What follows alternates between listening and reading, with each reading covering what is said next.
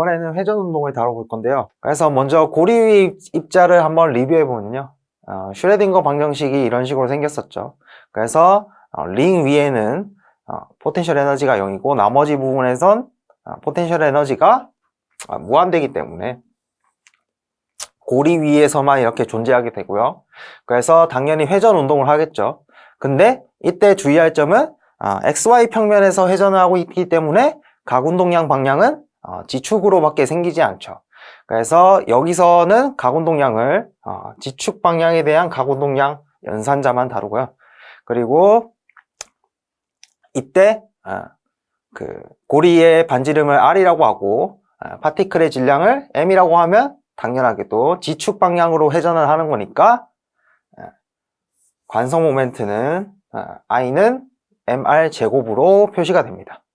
네, 그래서 여기다 대입해보면 저번에 나왔던 고리의 입자 슈레딩거 방정식이랑 같아지면 알 수 있고요. 그리고 요거의 해로스 나온 게 이렇게 됐었죠. 아이겐 펑션이 이렇게 됐었고 아이겐 밸류가 이런 식으로 나왔었습니다. 그래서 양자수 ml은 0 플러스 마이너스 1 플러스 마이너스 1 이렇게 쭉쭉 나아가는 형식이었고요. 그리고 각운동량 제가 말씀드렸듯이 L 집값밖에 안 다루는데 여기서 왜 얘가 이렇게 되느냐, 여기서 한번 보죠. 해밀토니안 오퍼레이터가 이런 식으로 되는데 왜냐하면 우리가 이전에 결국에 해밀토니안은 에너지를 다루는 거잖아요. 근데 여기서는 파티클 온 링인데 링 위에서는 포텐셜 에너지가 없고요. 그리고 회전 운동 에너지만 있겠죠. 근데 고전역학에서 회전 운동 에너지를 어떻게 표시했냐면 2I분의 L 제곱이라고 표시를 했었죠. 근데 어떻게 돼요? 여기서는 L G값만 있기 때문에 이런 식으로 2I분의 LG 제곱이라는 해밀토니안이 이런 형태로 표시가 될 수 있고요. 그래서 얘가 뭐였죠? 앞에서 가져오면 이런 형태를 가지고 있죠. 이런 형태를 가지고 있죠. 그래서 얘를 가져와서 이렇게 쓸 수 있고요. 그래서 결과적으로 LG 값이 어떻게 되냐면 이 식에서 유추해보면 LG 값은 I분의 하바에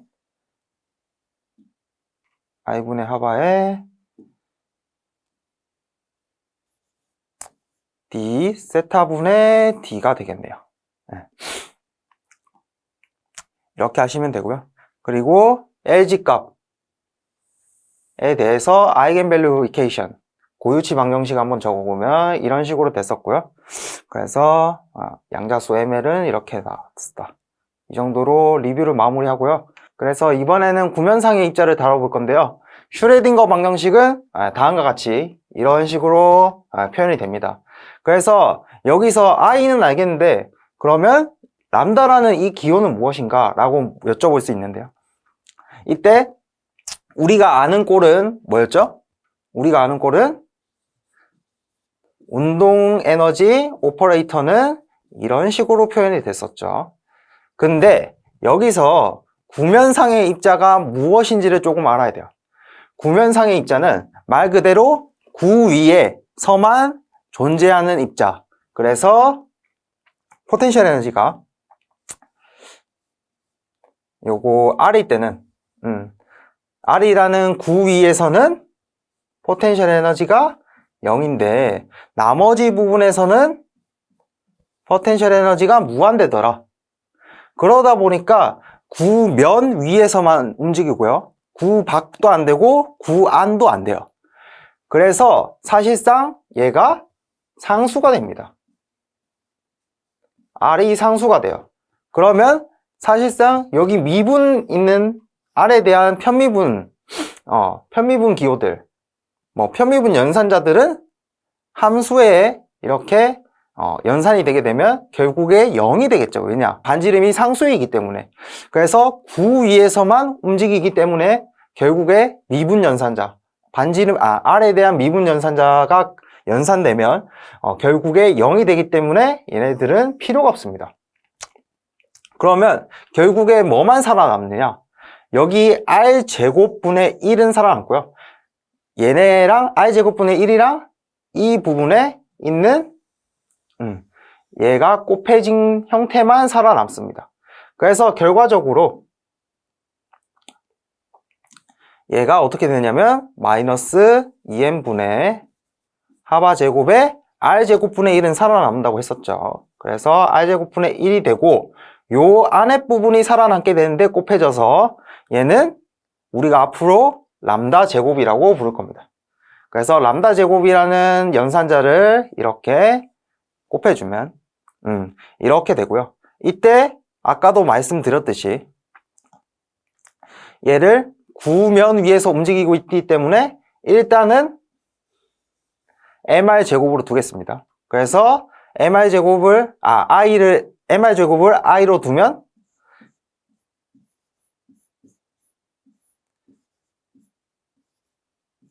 다시 이렇게 쓸 수 있습니다. 그래서 전체적인 슈레딩거 방정식이 이런 식으로 쓰여질 수 있고요. 네. 그래서 다음은 구면상의 입자, 이 슈레딩거 방정식을 어느 정도 풀어서 우리가 결국에 유명한 미분 방정식인 르장드르 미분 방정식 형태로 조금 만들어 보는 연습을 할 거예요. 그런데 이거 르장드르 미분 방정식을 푸는데 사실상 이 과정이 너무 복잡하고 어렵기 때문에 사실 물리학에서는 크게 다루지를 않고요.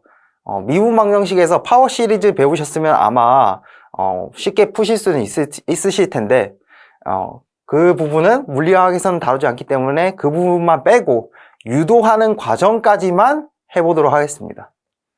그래서 구면상의 입자 슈레딩거 방정식 한번 가져와 봤는데요. 그래서 여기서부터 시작을 해서 여기 람다 제곱에 원래 연산자를 대입해서 이런 식으로 식을 적어 봤습니다. 그래서 이때 제가 구면좌표계를 썼는데 앞에서 구면좌표계를 썼는데 제가 R은 상수라고 했죠. 왜냐? 구면 위에서만 파티클 오너 스피어니까 구면 위에서만 존재하는 입자이기 때문에 R은 상수이고 그럼 따라서 입자의 위치 그리고 그것에 대한 파동 함수는 결과적으로 구면 좌표계에서 R 세타 파이 중에 R은 상수이기 때문에 빠지고 세타 파이로만 나타날 거예요. 그래서 파동함수 psi는 세타 파이에 의해서 의존하고 있고요. 그래서 이 미분 방정식을 풀기 위해서 변수 분리법을 사용할 겁니다. 그래서 변수 분리를 하기 위해서 세타라는 함수 그리고 파이라는 함수 이렇게 두 가지의 곱을 통해서 나타내고요. 그리고 여기서도 마찬가지로 곱을 통해서 나타내고 여기서도 곱을 통해서 나타냅니다. 그 다음에 어떻게 해주냐면요. 양변에 마이너스 하바 제곱분의 2i를 곱해주고요. 그리고 나눠줍니다. 뭘 나눠주냐? 세타 함수랑 파이 함수를 이렇게 나눠줍니다. 그래서 정리하면 이렇게 두 번째 요 식이 되고요. 여기까지 식이 되고요. 그래서 여기서 한 가지 더. 이 미분 방정식, 변수 분리를 통해서 푸는 미분 방정식에서 제가 상수를 이용해야 된다 했죠. 그래서 상수를 이렇게 넣는데 이게 나중에 가서 알겠지만 양자수에 해당됩니다. 그래서 고리 위의 입자를 제가 왜 리뷰했냐면요. 고리 위의 입자에서 나온 이 식. 이 꼴이 기억나신다면 다행이시고요. 그래서 이 꼴이 어떤 식으로, 어떤 형태의 상수로 들어갔었냐. 바로 마이너스 ml 제곱. 여기 마이너스 ml 제곱에 해당되는 형태로 상수가 들어가게 되죠. 그래서 이렇게 놓고요. 그리고 여기서 L이라는 새로운 양자수를 도입을 할 건데 여기서는 L 곱하기 L 플러스 1 마이너스 L 곱하기 L 플러스 1의 형태로 이렇게 넣어줄 겁니다. 왜 이렇게 되는지는 결국에 나중에 유명한 그 르장드르 미분 방정식의 형태를 맞춰주기 위해서 쉽게 풀기 위해서 그렇게 넣어주는 거고요. 결과적으로 나중에 르장드르 미분 방정식 형태를 얻게 될 겁니다. 그래서 이렇게 대입을 한 후에요. 우변에 있는 거를 좌변으로 넘겨서 정리를 하고요. 그리고 우변에 있는 걸 좌변으로 넘겨서 정리하고 양변에 이렇게 내려올 때는 양변에 세타 함수를 곱해줍니다. 그러면 결과적으로 얘 미분 방정식 하나 나왔죠. 그리고 두 번째 미분 방정식 세타에 대한 미분 방정식. 근데 여기서는 편미분 방정식이 아니라 사실 라운드로 쓰면 안 되는데 D로 쓰는 게 원래는 맞죠. 여기서는 편미분 방정식이 아니라 상미분 방정식이 됐죠. 왜? 세타에 관련된 변수가 세타밖에 없으니까요. 여기도 변수가 5밖에 없죠. 이 미분 방정식은 5밖에 없고요. 여기서는 세타밖에 없기 때문에 각각의 두 개의 상미분 방정식으로 나누어지게 됐죠. 그래서 얘는 쉽게 풀었었죠. 고리 위에 입자가 해가 됐었죠. 근데 여기서는 이거는 이 미분 방정식은 르장드르 미분 방정식에 해당돼요. 그래서 이거를 좀 더 간단화해서 우리가 이미 알고 있는 르장드르 방정식의 형태에 맞춰주기 위해서 또 한 가지 더 추가적인 과정이 필요한데 어떻게 해주냐면요. x라는 걸요. 코사인 세타로 두고요. 그리고 px 그러니까 p의 코사인 세타가 우리가 이미 알고 있던 세타라는 함수가 되게 이렇게 치환을 해주면요. 어떤 형태가 되냐면 이렇게 됩니다. 이렇게 자세한 과정은요. 사실 그 미분 적분학에서 배운 체인룰을 쓰면 연쇄 법칙을 쓰면 금방 유도를 할 수 있고요. 그래서 결과적으로 이렇게 르장드르 미분 방정식을 얻는 것까지 저희가 합니다. 그래서 결과적으로 나오는 해가 얘가 르장드르 함수라고 해가지고 르장드르 함수가 포함된 그런 해를 얻습니다. 그래서 결과적으로 요거 두 개의 곱으로 나타나는 게 해가 되겠고요. 나중에 배울 거지만 얘네를 구면조화 함수라고 해가지고 이렇게 씁니다.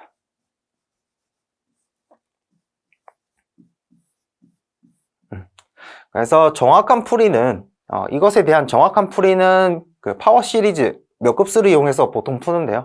여기서 물리학에서는 다루지 않고요. 그냥 해만 이렇게 나온다. 그리고 미분 방정식의 꼬리, 르장드르 미분 방정식의 꼬리 이런 식으로 되더라 정도만 알아두시면 되겠습니다. 그래서 마지막으로 한번 짚어볼 건데요. 결과적으로 슈레딩거 방정식이 이렇게 됐었고 그리고 그것의 중간에 나온 이 람다라는 연산자가 뭐였는지 한번 살펴봤고요. 근데 여기서 신기한 거는 아까 제가 말했었죠. 결국에 구면상의 입자도 결국에 회전 운동이에요. 왜? 운동 에너지만 있는데 포텐셜 에너지가 구면상에서 없고 결국에는 운동 에너지만 있는데 얘가 구면 위에서만 움직이잖아요. 그럼 결국에 얘가 구면 위에서 회전 운동을 한다는 뜻인데 그러면 이 연산자를 어디에 비유할 수 있겠습니까? 바로 운동 에너지 중에서 회전 운동 에너지에 해당이 되겠죠. 그래서 이렇게 될 거고요. 그래서 여기서 L제곱에 대한 식만 빼오면 다음과 같이 쓸 수 있습니다. 이 식으로부터 왔어요. 그래서 우리가 알고 있는 람다 제곱이라는 람다 제곱이라는 연산자에 마이너스 하바 제곱을 곱해주면 L 제곱이라는 연산자가 나오게 되고요. 그래서 아까 말씀드렸듯이 고유함수 아이겐 펑션은 구면 조화 함수라는 스페리컬 하모닉스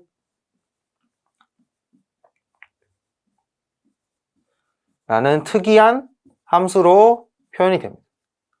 그래서 여기에 대한 양자수 조건은 미분 방정식에서 결정이 되고요. 그리고 스페리컬 하모닉스 설명드렸고요. 이제 가군동량 연산자에 대해서 아이겐밸류 이퀘이션, 그러니까 고유치 방정식을 세워볼 수 있어요. 여기서 해밀토니안이 이미 가군동량의 제곱에 대한 연산자를 포함하고 있죠. 그러면 당연하게도 여기서 다시 이쪽으로 오게 되면요. 아까 말씀드렸듯이 여기서 L제곱 푸사이가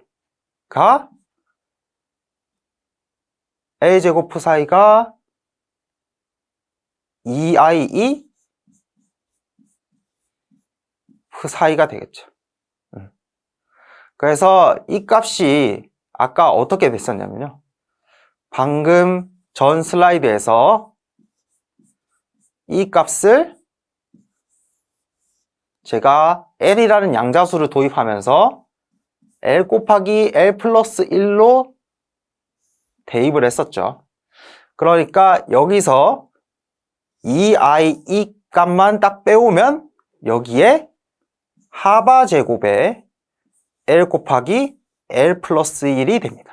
그래서 다음과 같이 아이겐밸류 이퀘이션을 쓸 수 있고요. 여기 푸사이 대신에는 아이겐 펑션인 고유 함수인 스페리컬 하모닉스 구면 조화 함수를 쓰면 됩니다.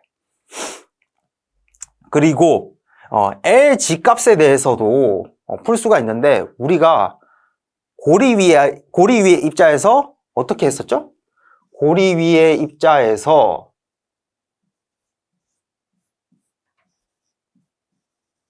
다음과 같은 아이겐밸류 이퀘이션 고유치 방정식이 만족했었죠. 근데 정확히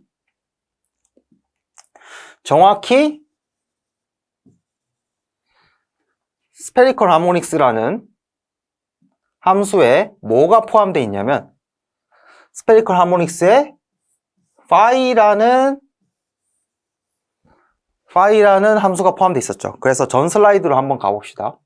그래서 여기 파이라는 함수가 고리 위에 입자에서 구한 아이겐 펑션, 그러니까 고유 함수랑 똑같은 형태를 가집니다.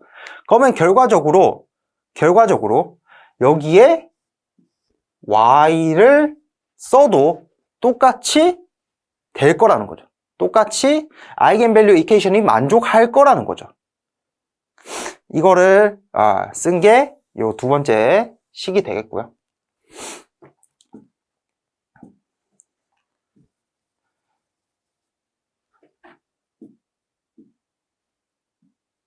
그리고 여기서 약간 아리까리 하신 분들은 여기에 얘를 세타 파이라는 함수를 대입해서 한번 해보시면 될 거예요. 그래서 세타 파이라는 함수를 이렇게 대입해 보시고 그 다음에 양변을 세타로 나누게 되면요. 세타라는 함수로 나누게 되면 결과적으로 LG 연산자에 파이를 연산했을 때 하바 ML 파이라는 이런 아이겐밸류 이퀘이션이 만족하는 것을 알 수 있습니다. 그리고 에너지 아이겐밸류, 에너지 값을 한번 보게 되면요. 이 친구는 아까 전 슬라이드에서도 있었고 여기를 이 부분을 잘 보시고 마이너스 L 곱하기 L 플러스 1 여기도 써놨었죠. 그래서 여기서 에너지에 대해서 식을 정리하면 다음과 같이 쓸 수 있고요. 아까 말했듯이 L이라는 양자수의 조건은 다음과 같이 됩니다. 그리고 여기서는 써놓지 않았지만 ML 값이 조건이 하나 더 추가돼요. 고리 위의 입자에서 ml 값이 가지는 양자수 조건이 있었는데요. 그게 뭐였나 해서 한번 복기를 해보면요. ml이라는 값이 0, 플러스 마이너스 1, 플러스 마이너스 2 이렇게 쭉쭉쭉 갔었죠. 근데 아까 르장드르 미분 방정식을 풀었었죠. 그거를 푸는 과정에서 발산하지 않은 조건에 의해서 여기에 ml이라는 양자수의 조건이 하나 추가됩니다. 그게 뭐냐면 바로 최대값이 결정되는 건데요. 최대값이 플러스 마이너스 L, 그러니까 절대값의 최대값이 플러스 마이너스 L이라는 조건이 추가되면서 ml이라는 양자수에 대한 조건도 이렇게 추가해서 외우시면 좋겠네요.